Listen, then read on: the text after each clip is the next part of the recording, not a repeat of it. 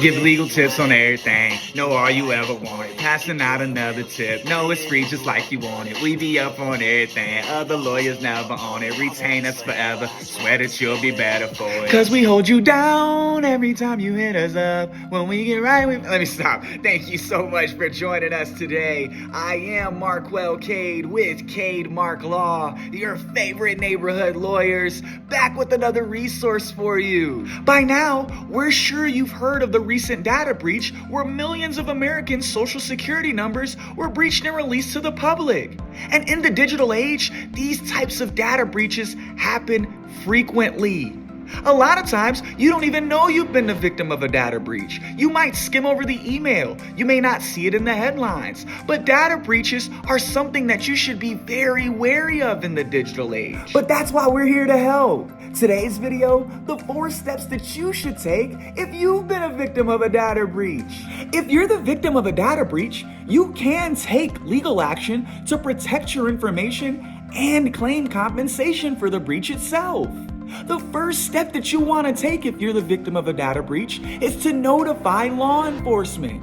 You want to immediately call your local police department to report the breach. Report the potential risk of identity theft.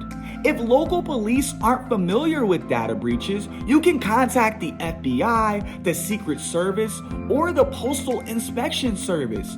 All of these places will get you to the right place that you need to start taking the legal action that you need after a data breach. The second step that you should take, or the second thing that you should do if you've been the victim of a data breach, is potentially freeze your credit. You can freeze your credit with any of the major credit bureaus, and oftentimes you should look into freezing it with all of them.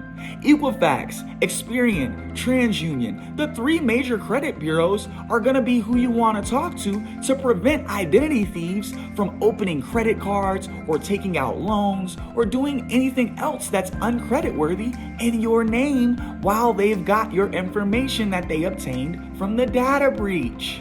The third thing that you want to do, or the third step that you want to take if you've been the victim of a data breach, is take legal action.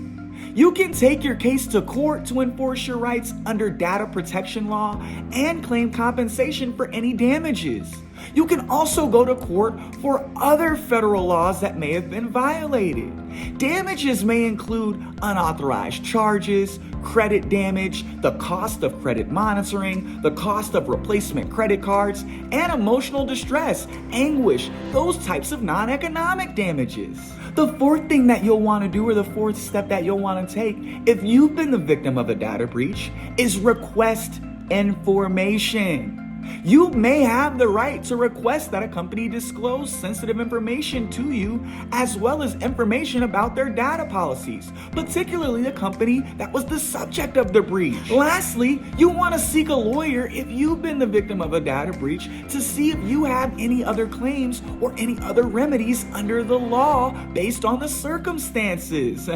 That's all, folks. Thank you so much for joining us today. The 4 steps or things you should do when you're the victim of a data breach. Once again, I am Markwell Cade with Cade Mark Law, your favorite neighborhood lawyers.